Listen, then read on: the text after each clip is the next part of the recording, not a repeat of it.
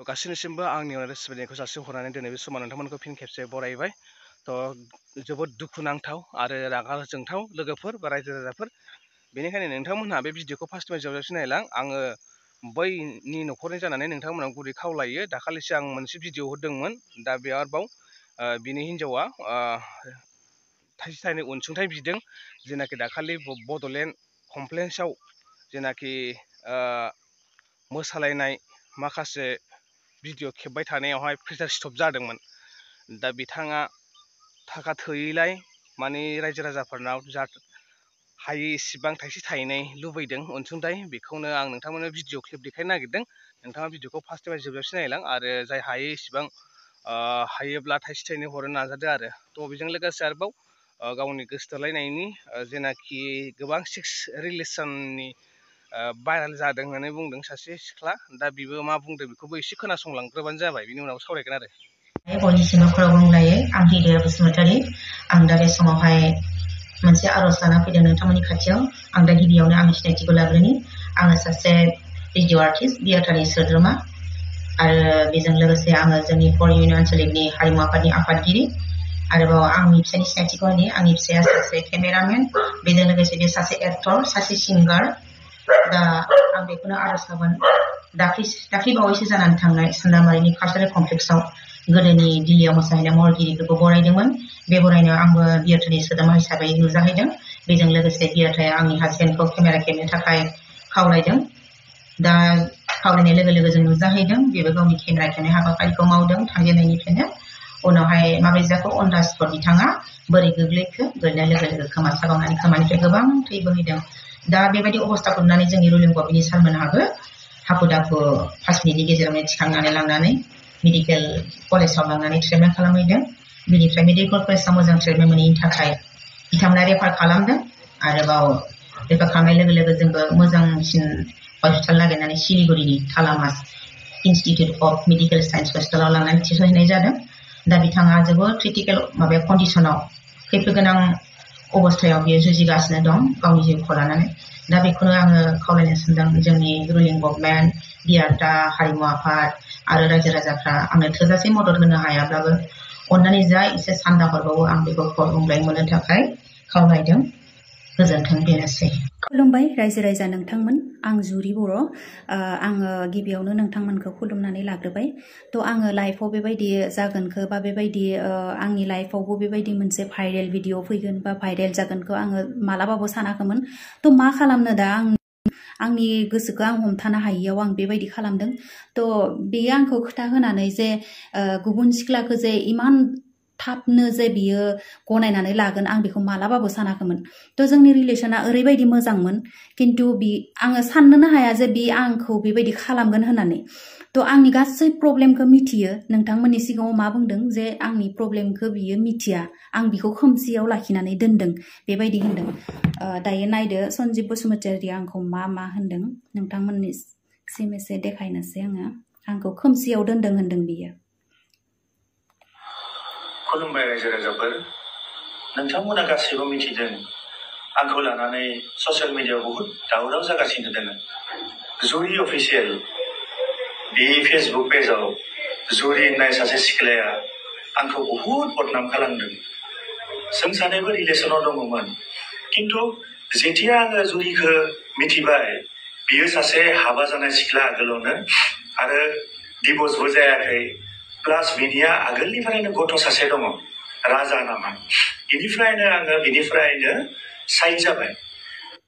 रायजोफोर, बेफोरखौ गासैबो मिथिनानै आं बेखौ माबोरै एक्सेप्ट खालामनो, आरो आंनि न'खरा मालाबा दायो आंखौ एक्सेप्ट खालामनो हाया। जेनेबा आंनि लाइफआव आङो रावबो सेंग्राखौ जे आङो बेबायदि थगायनानै बा आङो सिख्लासो बा आङो माबासो, आंहा प्रब्लेम गैया, जेबो प्रब्लेम गैया बेबायदि बुंफेरनानै जे आं रावबो सेंग्राखौ आङो दिनैसिम आङो बेबायदि फसायनानै आङो लायाखै। बा आङो लाइफ टाइम आं बिदि थानोबो हागोन, आं जिन्दगीखौ आङो लाइफखौ आङो जुजिलांनोबो हागोन आं हारसिं थानानैब्लाबो। मानोना नोंथांमोना खोनाखाबाय जानांगौ आङो माने मानि थाखाय आं बे भिडिअखौ होनाय जादों बा मानि थाखाय लाबोनाय जादों। आंनि गासै प्रब्लेमखौ आं बिनो खोन्थादोंमोन A to Z खोथा बियो आंनि मिथियो जुदि मिथियाब्ला मानो इमान इमिडियेटलि हाबा खालामगोन बियो बे बाथ्राखौसो नांगौ दा आंनो मानसिफ्रा माने बुजिनानैबो माने बुजियै बायदि मानो बेफोरबायदि खालामो थ' नङा होमबा प्रब्लेम होनदोंना प्रब्लेम दं होनदों गावना मोनसे बे प्रब्लेमनि थाखाय माने मोजां मोनदों आरो बेखौनो लागोनबो होननानै आसा खालामदोंमोन जा बे जिरिया दा गोबां साननांगौ दङ मा प्रब्लेम दङ नङा होमबा मा प्रब्लेम दङ आरो बे प्रब्लेमखौहाय दिनै बिथाङा मा सहायनो हायैयाव बा कन्ट्रल खालामनो हायैयाव बेखौ गारबाय जानो हागौ जेनाखि माखासे गाज्रि सोमोन्दो जेनेबा मोजां सोमोन्दोमोन मोजां सोमोन्दोनि गेजेराव गोबां माने बेवहाय जेनाखि गोबां मोजां मोनलायनायावथ' गोबां बायदि बायदि रोखोमनि जालायखायो नङा होमबा जेनाखि सेक्स रिलेसनशिपआव थानाय दा बेथ' माने जाखांनानैथ' बिथाङा दा खारबाय दा खारनानै दा माने सोरबा सिख्लाजों बा सोरबा हिनजावजोंहाय माने हाबा ना मा जाखो बेखौथ' आं बुंनो थांला दा आं मिथिला दा एक्सुवेलि बिथाङाबो बुजिनांगौमोन जे आंहा बेबायदि गोबां जाखानाय दङ लोंखानाय दङ बा आंहा बेबायदि लाखानाय दङ बा आंहा बेबायदि रादाय लाखानाय दङ बेबायदि साननांगौमोन मानसिया नाथाय बियो बिथांनाव मा साननायानो गैला नङा होमबा आरो दा फेसबुक आरो इउटुब दा जिखुनु ससियेल मिडियायाव जायनो हगारग्रोयो बा जायनो पस्ट खालामो बेफोरनो भाइरेल जालांखायो नङा होमबा सोरबा सासेखौ बुंनानै सोरबा सासेखौ रायनानै खुनु लाब गैया जुदि नोंथाङानो हगारग्रोबायबा नोंथाङानो बे पस्टखौ खालामग्रोबायबा बेथ' भाइरेल जाखागोन अनेकथार बयबो होनखागोन दाथ' गोबां भाइरेल जाबाय मा होननो मा बुंनो नङा होमबा दा जों नुनो मोनबाय दा बिथांमोनहा माने गोबां गाज्रि सोमोन्दो दंमोन मोजां मोनलायनायनि गेजेरजों गोबां बिदिनो दा माने गोसोथोलायनाय दावराव नुदों आरो दा बुंनो थाङोब्ला नै दैया दिनैहायसो देरदों दिनैहाय फिसा फैदों नै दैया माने दैयानो गैखायामोन जिर'खामोन आरोना नायफैनायदों आङो दैया माबायदि ना दावखोदों नामा होननानैहाय थ' बेजों लोगोसे मानि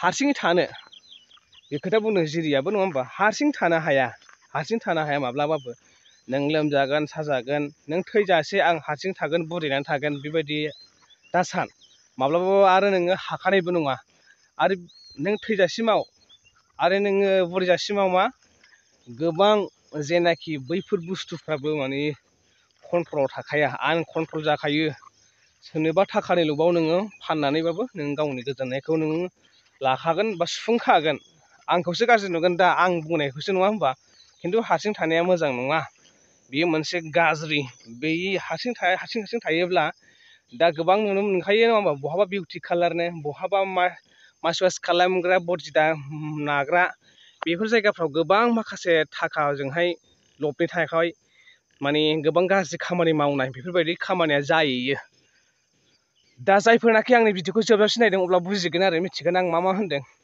दा माने आङो बारा बुंथ'ला दा नङाबा आंखौसो गाज्रि नुलायगोन आरोना आं दिनैनि भिडिअखौ बेखिनियावनो दोनथ'बाय नोंथांमोना जेसेबां हायो एसेबां शेयार खालामबानो जाबाय बै जेनाखि आं दहाय जेनाखि जानाय बड'लेण्ड गेस्ट हाउसआवहाय मोनसे जोंहा बर'नि मुंदांखा आर्टिस्टबो होनना बुंदों सिंगारबो होनना बुंदों एक्टरबो होनना बुंदों केमेरामेनबो होनना बुंदों दा बिथांनि लागै बे भिडिअखौ जेसेबां हायो एसेबां अननानै रायजो राजाफ्रा शेयार खालामना होबानो जाबाय जेन' बे बिथाङा नोंथांमोननि बा जोंनिफ्राय थाइसे थाइनै मोननानै बयबो माने गोजोन संसार जानो हायो आरो थाबनो रिकभार जाफिनो बिथांखौनो आसा खालामबाय थ' मुंदांखा बिथाङा एक्टरबो थ' दिनै भिडिअखौ बेखिनियावनो दोनथ'बाय रायजो राजाफोर थेंक इउ बाय बाय अल दा बेस्ट